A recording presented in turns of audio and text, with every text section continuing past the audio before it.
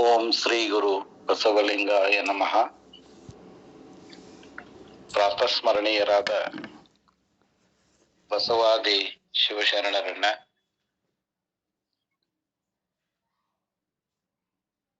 ಹಾಗೂ ಬ್ರಹ್ಮಮೂರ್ತಿ ಅಲ್ಲಮ ಪ್ರಭುದೇವರನ್ನ, ವಿಶ್ವದ ಎಲ್ಲ ಮಹಾನ್ ಸಂತರನ್ನ ಸ್ಮರಿಸುತ್ತಾ ಈ ಸತ್ಸಂಗದ ಕಾರ್ಯಕ್ರಮದಲ್ಲಿ ಭಾಗಿಯಾಗಿರುವ ಎಲ್ಲ ಶರಣ ಶರಣೆಯರಿಗೆ ಪ್ರಣಾಮಗಳು.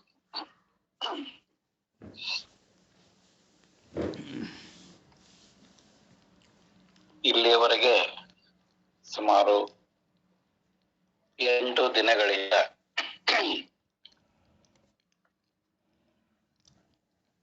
ಚಾಮರಸರ ಪ್ರಭುಲಿಂಗ ಲೀಲೆ ಕಾವ್ಯದಲ್ಲಿ ಬರುವ 13ನೆಯ ಗತಿ ಅಧ್ಯಾಯ ಸಿದ್ಧರಾಮ ಮತ್ತು ಅಲ್ಲಮ ಪ್ರಭುವಿನ ಮುಖಾಮುಖಿ ಭೇಟಿಯ ಪ್ರಸಂಗವನ್ನ ನಾವು ನೋಡ್ತಾ ಇದ್ದೇವೆ. ಈಗಾಗಲೇ ಸುಮಾರು 58 ಪದ್ಯ ಭಾಗಗಳನ್ನ ನೋಡಿದ್ದೇವೆ. ನಿನ್ನಿನ ದಿವಸ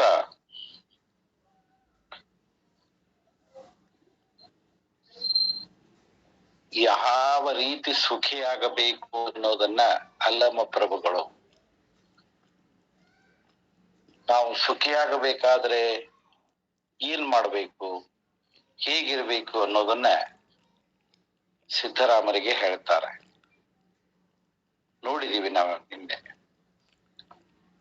ಹಸನು ಮಾಡಿಯೇ ಹರಗಿ ಹೊಲನಲ್ಲಿ ಕಸವ ಬಿತ್ತುವ ಮರುಳನಂತೆರೆ ಮಿಸುಗುವ ಅಂತರ್ಮಾರ್ಗಜೆಗೆ ಬಂದ ತನುಮನದ ಕಿಸುಕುಳದ ಬಹಿರಂಗದಿಚ್ಛೆಯ ವ್ಯಸನದಲ್ಲಿ ಬೇಯಿಸದೆ ನಿನ್ನಯ ವಶವ ಮಾಡಲು ನೀನೇ ಸುಖಿಯೈ ರಾಮ ಕೇಳೆಂದ. ಲೌಕಿಕದ ಬೇಸಾಯದ ಒಂದು ದೃಷ್ಟಾಂತವನ್ನು ಕೊಡ್ತಾರೆ. ಹಸನು ಮಾಡಿದ ಹೊಲದಲ್ಲಿ ಹರಗಿ ಬೀಜ ಬಿತ್ತಲಿಕ್ಕೆ ಸಿದ್ಧಗೊಳಿಸಿ, ಆ ಬೀಜವನ್ನ ಬಿತ್ತುವಾಗ ಧಾನ್ಯದ ಬೀಜವನ್ನ ಬಿತ್ತಲಾರದೆ ಕಸ ಬೆಳೆಯುವ ಕಸದ ಬೀಜಗಳನ್ನ ಬಿತ್ತುವವ ಮರುಳ, ಮೂರ್ಖ, ಹುಚ್ಚ. ಆ ಮರುಳನಂತೆ, ಮೂರ್ಖನಂತೆ ಮಿಸುಗುವ ಅಂತರ್ಮಾರ್ಗದಲ್ಲಿ ಪ್ರಕಾಶಮಾನವಾಗಿ ಹೊಳೆಯತಕ್ಕಂತಹ ಅಂತರ್ಜ್ಞಾನದ ಒಂದು ಮಾರ್ಗ ಇದೆ. ಮಿಸುಗುವ ಅಂತರ್ಮಾರ್ಗದೋಜೆಗೆ ಬಂದ ತನುಮನವ ಕಿಸುಕುಳದ ಬಹಿರಂಗದಿಚ್ಛೆಯ ವ್ಯಸನದಲ್ಲಿ ಬೇಯಿಸದೆ. ಆ ಅಂತರ್ಜ್ಞಾನದ ಹಾದಿಯಲ್ಲಿ ಬಂದಂತಹ ಈ ತನು ಮನಗಳನ್ನ, ಈ ಮಾನವ ದೇಹ ಯಾವುದಕ್ಕೆ ಬಂದಿದೆಯೋ ಅದನ್ನ ಮರೆತು ಈ ಶರೀರವನ್ನ, ಈ ಮನಸ್ಸನ್ನ ತುಚ್ಛವಾದ, ಹೀನವಾದ ಲೌಕಿಕದ ಬಯಕೆಯ ಕಾರ್ಯಗಳಲ್ಲಿ ತೊಡಗಿಸದೆ, ನಾವು ಅದನ್ನೇ ಕೆಲಸ ಮಾಡ್ತಾ ಇದ್ದೀವಿ. ಬಹಿರಂಗದ ಇಚ್ಛೆಯ ವ್ಯಸನದಲ್ಲಿ, ಕಾರ್ಯಕ್ರಮಗಳಲ್ಲಿ ನಮ್ಮ ಮನಸ್ಸನ್ನ, ದೇಹವನ್ನ ತೊಡಗಿಸ್ತೇವೆ.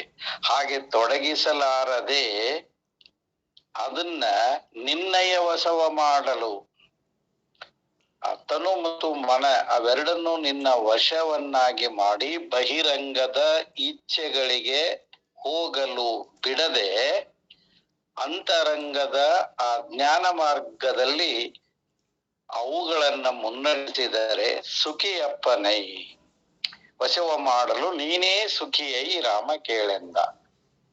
ನಿಜವಾದ ಸುಖ ನಿನಗೆ ಹಾಗೆ ಸಿಗುತ್ತದ. ಇಲ್ಲಿವರೆಗೆ ಸಿದ್ದರಾಮರು ಬಹಿರಂಗದ ಕೆಲಸಗಳನ್ನ ಮಾಡ್ತಾ ಇದ್ದಾರೆ. ಆ ಬಹಿರಂಗದ ಕೆಲಸಗಳನ್ನ ಮಾಡುವುದನ್ನ ಈ ರೀತಿಯಾಗಿ ಹೇಳ್ತಾರೆ. ಅವು ತುಚ್ಛವಾದಂತಹ ಕೆಲಸಗಳು, ಅವು ಕ್ಷಣಿಕವಾದಂತಹ ಕೆಲಸಗಳು.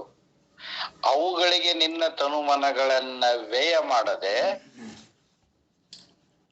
ನಿನ್ನ ವಶದಲ್ಲಿಟ್ಟು ಅಂತರ್ಜ್ಞಾನ ಮಾರ್ಗದಲ್ಲಿ ಮುನ್ನಡೆಸಿದರೆ ಸುಖಿಯಾಗ್ತಾ ಇದ್ದಿ ಅನ್ನೋದನ್ನ ನಿನ್ನೆ ಹೇಳಿದರು. ಮತ್ತೆ ಮುಂದುವರಿಯುತ್ತಾರೆ. ಆವನಾದೊಡೆಯು ಅಂತರಂಗದ ಭಾವದಲ್ಲಿ ಬಗೆ ಉಗಲು ಬಹುವೈ ಬೇವಸಂಗಳು ಮೊದಲಲಿ ಅವನ್ ಎಂತಾನು ತಪ್ಪಿದೊಡೆ ದೇವತಾ ಭೋಗಾದಿಗಳು ಸಂಭಾವಿಸುವವು ಅವಕೊಲಿದು ಸಿಕ್ಕದೆ ದೀವಸಿಯೇ ಸುಖಿಯಪ್ಪನೈ ರಾಮಯ್ಯ ಕೇಳೆಂದ. ಯಾವುದಕ್ಕೆ ಸಿಕ್ಕಾಕೊಳ್ಬಾರ್ದು ಅನ್ನೋದನ್ನ ಹೇಳ್ತಾನೆ. ಅಲ್ಲಿ ತನುಮನಗಳನ್ನ ಬಹಿರಂಗದ ಇಚ್ಛೆಗೆ ಸಿಗಿಸಬೇಡ ಅಲ್ಲಿ ಹೇಳ್ತಾನೆ. ಇಲ್ಲಿ ಅಲ್ಲಮ ಪ್ರಭುದೇವರು ಹೇಳೋದೇನು? ಆವನಾದಡೆಯು ಅಂತರಂಗದ ಭಾವದಲ್ಲಿ ಬಗೆ ಒಗಲು, ಬಗೆ ಮನಸ್ಸು ಒಗಲು ಪ್ರವೇಶಿಸಲು. ಯಾವಾತನೇ ಆಗಲಿ, ಆವನಾದೊಡೆಯು ಯಾರೇ ಆದರೂ ಕೂಡ ಅಂತರಂಗದ ಭಾವ ಇರ್ತದ ನಮ್ಮ ಮನಸ್ಸಿನಲ್ಲಿ. ನಮ್ಮ ಮನದಲ್ಲಿ ಅಂತರಂಗದ ಒಂದು ಭಾವ ಇರ್ತದ. ಆ ಭಾವದಂತೆ ನಾವು ಮುನ್ನಡೆದರೆ ಹಲವಾರು ಸಂಕಟಗಳು ಬರುತ್ತವೆ. ಬಹುವೈ ಬೇವ ಸಂಕಟಗಳು. ಬೇವ ಅಂತಂದ್ರೆ ನೋಯುವ, ಬೇಯುವ ಸಂಕಟಗಳು ಎದುರಾಗ್ತಾ ಇದ್ದಾವೆ. ಯಾರೇ ಆಗಲಿ ಈ ಅಂತರಂಗದ ಭಾವದಂತೆ ನಮ್ಮ ಮನಸ್ಸನ್ನ ಹರಿಬಿಟ್ರೆ ಅಂತರಂಗದ ಕ್ರಿಯೆಗೆ ಅಲ್ಲಮ ಪ್ರಭುಗಳು ತೊಡಗಿಸುವ ರೀತಿಯನ್ನ ಹೇಳ್ತಾರೆ. ಯಾರೇ ಆಗಲಿ ಅಂತರಂಗದ ಭಾವದಂತೆ ತಮ್ಮ ಮನಸ್ಸನ್ನ ಹರಿಬಿಟ್ರೆ ಸಂಕಟಗಳು, ನೋವುಗಳು ಹಿಂಡು ಹಿಂಡಾಗಿ ತಂಡ ತಂಡವಾಗಿ ಬರ್ತವೆ. ಮೊದಲಲ್ಲಿ ಅವನ್ ಎಂತಾನು ತಪ್ಪಿದೊಡೆ. ಇಂಥ ಸಂಕಟಗಳನ್ನ, ನಿಮ್ಮ ಸಾಧನೆಯಲ್ಲಿ ಎದುರಾಗತಕ್ಕಂತಹ ನೋವುಗಳನ್ನ ಸಹಿಸಿಕೊಂಡು ಅವುಗಳಿಂದ ದೂರ ಆದರೆ ತಪ್ಪಿಸಿಕೊಂಡ್ರೆ ಏನಾಗ್ತಾ ಇದೆ ಅಂತ. ಮೊದಲಲ್ಲಿ ಆರಂಭದಲ್ಲಿ ಎಂತಾನು ಹೇಗಾದರೂ ತಪ್ಪಿದೊಡೆ, ಅವುಗಳನ್ನ ತಪ್ಪಿಸಿದ್ರೆ ದೇವತಾ ಭೋಗಾದಿಗಳು ಸಂಭವಿಸುವವು. ಆವಾಗ ದೇವತಾ ಭೋಗಾದಿಗಳು ಸಂಭವಿಸುವವು. ದೇವಲೋಕದ ಸುಖ ವೈಭವಗಳು ನಿಮಗೆ ಲಭಿಸುವ ಸಂಭವ ಇದೆ, ಲಭಿಸ್ತಾವೆ. ಈ ಅಂತರಂಗದ ಈ ಸಾಧನಾ ಮಾರ್ಗದಲ್ಲಿ ಹೋದಾಗ ಈ ತೊಂದರೆಗಳನ್ನ ನಿವಾರಿಸಿಕೊಂಡ್ರೆ ನಿಮಗೆ ಒಂದು ಸಾಧನೆ ದೊರೀತದ, ಒಂದು ಯಶಸ್ಸು ಸಿಗ್ತದ. ಆ ಯಶಸ್ಸು ಯಾವುದು ಅಂತಂದ್ರೆ ದೇವಲೋಕದ ಭೋಗಾದಿಗಳು ಸಂಭಾವಿಸುವವು. ನಿಮಗೆ ಒಂದು ಸಿದ್ಧಿ ಅನ್ನೋದು, ಒಂದು ಸುಖ ಅನ್ನೋದು ಸಿಗ್ತದ. ಸಿಕ್ಕ ತಕ್ಷಣ ಅಲ್ಲಿಯೇ ತೃಪ್ತನಾಗಿ ನಿಂತರೆ ಮೂರ್ಖನಾಗ್ತೀಯ. ಅಲ್ಲಿಗೆ ನಿಲ್ಲಬಾರದು. ಅದು ಒಂದು ಸುಮ್ಮನೆ ಒಂದು ಫ್ಲಾಶ್ ಬಂದಿರ್ತದ ನಿನಗೆ. ಅದಕ್ಕೆ ಹೇಳೋದು ಸಂಭಾವಿಸುವವು ಅವಕೊಲಿದು ಸಿಕ್ಕದೆ, ಅವುಗಳ ಸುಖಕ್ಕೆ ಮೋಹಿಸದೆ, ಆ ಸುಖದ ಮೋಹಕ್ಕೆ, ಭೋಗದ ಮೋಹಕ್ಕೆ ಒಳಗಾಗದೆ ಇರುವ ಧೀವಸಿಯೇ, ಇರುವ ಧೀರನೇ ಸುಖಿಯಪ್ಪನೈ ರಾಮಯ್ಯ ಕೇಳೆಂದ. ಅಲ್ಪ ಸುಖಕ್ಕೆ, ಅಲ್ಪ ಸಿದ್ಧಿಗೆ ಬಹಳಷ್ಟು ಸಾಧಕರು ಮನಸೋತು ಆ ಸಿದ್ಧಿಗಳನ್ನೇ ಬಹಿರಂಗದ ಸುಖಕ್ಕೆ, ಕೀರ್ತಿಗೆ, ಸಾಧನೆಗೆ ಬಳಸಿಕೊಳ್ಳೋದನ್ನ ನಾವು ನೋಡ್ತಾ ಇದ್ದೀವಿ. ಅಂಥವರನ್ನೇ ಸಣ್ಣ ಪುಟ್ಟ ಪವಾಡ ಮಾಡತಕ್ಕಂಥವರು ಇತ್ಯಾದಿಗಳನ್ನು ನೋಡ್ತೇವೆ. ನನಗೆ ಸಾಕ್ಷಾತ್ಕಾರ ಆಯಿತು ಅಂತ ಬಾಯಿ ಬಿಟ್ಟು ಹೇಳುವವರನ್ನು ನಾವು ಕೇಳಿದ್ದೇವೆ. ಅದು ಇಂಥ ಒಂದು ಝಲಕ್ ಬಂದಾಗ ಅವರು ಸಿದ್ಧಿನೇ ಆಯ್ತು ಅಂತ ತಿಳ್ಕೊಂಡಿರ್ತಾರೆ. ಅದಲ್ಲ ಅಂತ ಹೇಳ್ತಾರೆ ಅಲ್ಲಮ್ಮ ಪ್ರಭುದೇವರು. ಅದಲ್ಲ. ಎಷ್ಟೇ ಸುಖದ ಒಂದು ಛಾಯೆ ಬಂದ್ರೆ, ತೃಪ್ತಿ ಸಿಕ್ಕರೆ ಅದನ್ನ ನಿರಾಕರಿಸಬೇಕು, ಅದು ಅಲ್ಲ ಅದು. ಅದಕ್ಕೆ ದೇವತಾ ಭೋಗಾದಿಗಳು ಬಂದರೂ ಕೂಡ ಅವುಗಳಿಗೆ ವಶನಾಗದೆ, ಒಲಿಯದೆ ಅವುಗಳಿಂದ ದೂರ ಯಾರಾಗ್ತಾರೆ? ಆತ ನಿಜವಾದ ಸುಖಿಯಪ್ಪನೈ ರಾಮಯ್ಯ ಕೇಳೆಂದ. ಇಲ್ಲಿ ಬಹಿರಂಗ ಸಾಧನೆಯಿಂದ ಬರುವ ಸಿದ್ಧಿಗಳು, ಕೀರ್ತಿಗಳಿಗೆ ಅಹಂ ಬರ್ತದ, ಖ್ಯಾತಿ ಬರ್ತದ, ಧನ ಬರ್ತದ, ಏನೇನೋ ಬರ್ತವೆ. ಅದೇ ರೀತಿ ಅಂತರಂಗದ ಸಾಧನೆಯಲ್ಲಿ ತೊಡಗಿದಾಗಲೂ ಕೂಡ ಕೆಲವು ಸಿದ್ಧಿಗಳು ಸಿದ್ಧಿಸುತ್ತವೆ. ಆ ಸಿದ್ಧಿಗಳಿಗೆ ಮರುಳಾಗಬಾರದು, ಮೋಹಕ್ಕೊಳಗಾಗಬಾರದು. ಅದನ್ನ ಮೀರಿ ಇನ್ನೂ ಇದೆ ಅನ್ನೋದನ್ನ ಯಾವಾಗಲೂ ಎಚ್ಚರದಿಂದ ಇಟ್ಟುಕೊಂಡು ಆ ಮೋಹಗಳಿಗೂ ಒಳಗಾಗದೆ ಮುನ್ನಡೀತಾನಲ್ಲ, ಆತನೇ ನಿಜವಾದ ಧೀರ, ಅವನೇ ಸುಖಿಯಪ್ಪುನೈ. ಅಂದ್ರೆ ಮುಂದಕ್ಕೆ ಸುಖವನ್ನ ಆತ ಅನುಭವಿಸ್ತಾನೆ ಅಂತ ಹೇಳ್ತಾ ಇದರ ವಿವರಗಳನ್ನು, ಇದರ ಒಂದೆರಡು ಉದಾಹರಣೆಗಳನ್ನು ಕೂಡ ಸಿದ್ಧರಾಮ ಶಿವಯೋಗಿಗಳಿಗೆ ಕೊಡ್ತಾರೆ ಅಲ್ಲಮ ಪ್ರಭುಗಳು. ಶಕ್ತನಹನು ಅಜನಹನು, ಶಕ್ರನಹನು ಅಜನಹನು, ತತ್ತಡೆ ಚಕ್ರಿಯಹನು ಅನುಭಾವ ಭರದಲ್ಲಿ, ನಕ್ರಕೇತನ ವೈರಿಯ ಭಾಳಾಕ್ಷತಾನಹನು. ಈ ಕ್ರಮಗಳಿವೆ ಎಲ್ಲ ಮುಕ್ತಿಗೆ ವಕ್ರವಾಗಿಹವು, ಇವನು ಬಗೆಯದೆ ವಿಕ್ರಮನೆ ಸುಖಿಯಪ್ಪನೈ ರಾಮಯ್ಯ ಕೇಳೆಂದ. ಇವನು ಬಗೆಯದೆ, ಇವುಗಳನ್ನು ಲಕ್ಷಿಸದೆ ಮುನ್ನಡೆಯುವ ವಿಕ್ರಮನೆ, ವೀರನೆ, ಸುಖಿಯಪ್ಪನೈ. ಅವ ಆತ್ಯಂತಿಕ ಸುಖಕ್ಕೆ ಭಾಜನನಾಗ್ತಾನೆ. ರಾಮಯ್ಯ ಕೇಳು, ಇಂತಿಂಥ ಸುಖಗಳು ಸಾಧನೆಯ ಮಾರ್ಗದಲ್ಲಿ ಬರ್ತಾವೆ, ಕೇಳು. ಶಕ್ರ ಅಂದ್ರೆ ಇಂದ್ರ. ಶಕ್ರನಹನು ಅಜನಹನು, ತತ್ತಡೆ ಚಕ್ರಿಯಹನು ಅನುಭಾವ ಭರದಲ್ಲಿ.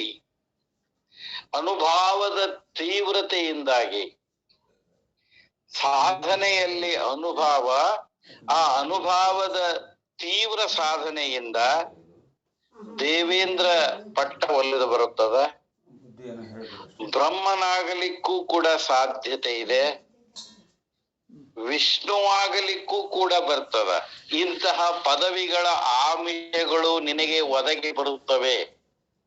ಚಿತ್ತ ಬಿಟ್ಟು ಸಿದ್ಧರಾಮ ಕೇಳು, ಈ ಅಂತರಂಗದ ಆ ಶಿವಯೋಗ ಸಾಧನೆ ಏನಿದೆಯಲ್ಲ, ಆ ಸಾಧನೆಯ ಮಾರ್ಗದಲ್ಲಿ ಬಹು ವಿಧವಾದ ಸಂಕಟಗಳು, ತೊಂದರೆಗಳು ಮೊದಲು ಬರ್ತಾವೆ ಅಂತ ಹೇಳಿದ ಅಲ್ಲವುಗಳು, ನಂತರದಲ್ಲಿ ಅವುಗಳೆಲ್ಲವನ್ನು ನಿವಾರಿಸಿ ಮುನ್ನಡೆಯಬೇಕು ಅಂತ ಹೇಳ್ತಾರೆ.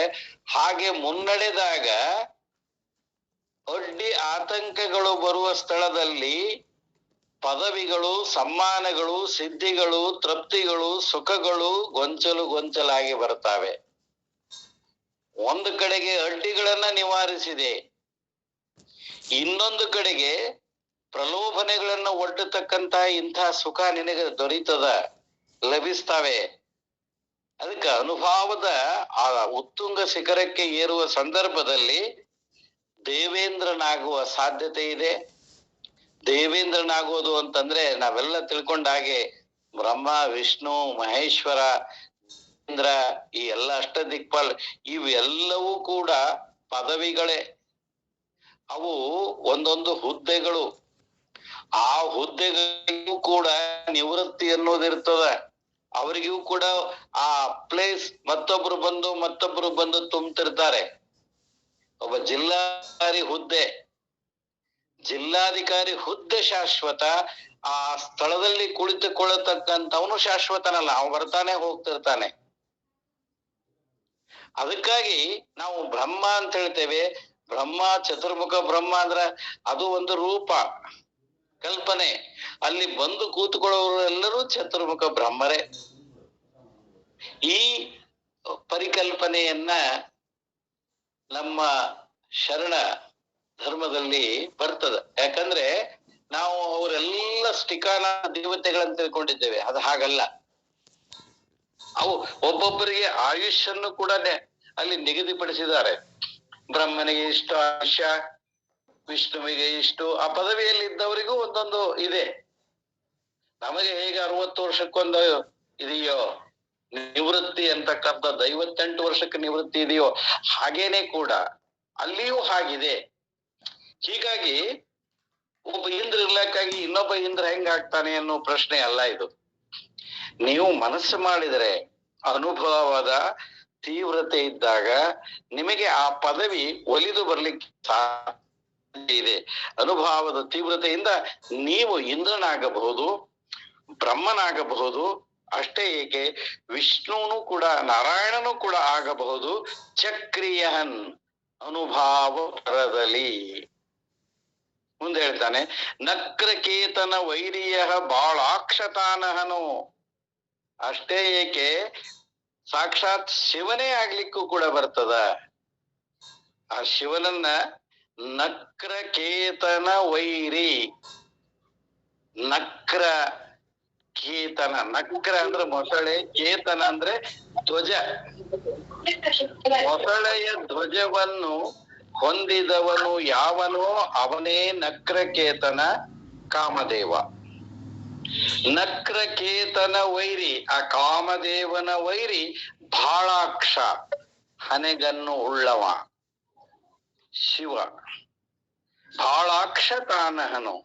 ಇಂದ್ರನಾಗಬಹುದು, ಬ್ರಹ್ಮನಾಗಬಹುದು, ವಿಷ್ಣು ಆಗಬಹುದು, ಆ ಪದವಿಗೆ ಏರಬಹುದು, ಶಿವಗನ ಪದವಿಗೂ ಏರಬಹುದು.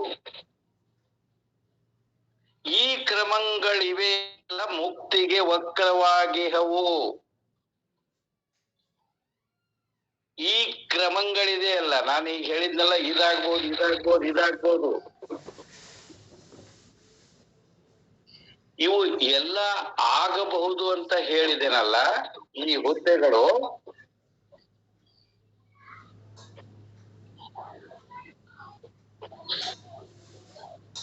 ಇವು ಎಲ್ಲವೂ ಕೂಡ, ಈ ಹುದ್ದೆ ಎನ್ನುವುದು ನಿಮಗೆ ಒಂದು ಆಮಿಷ.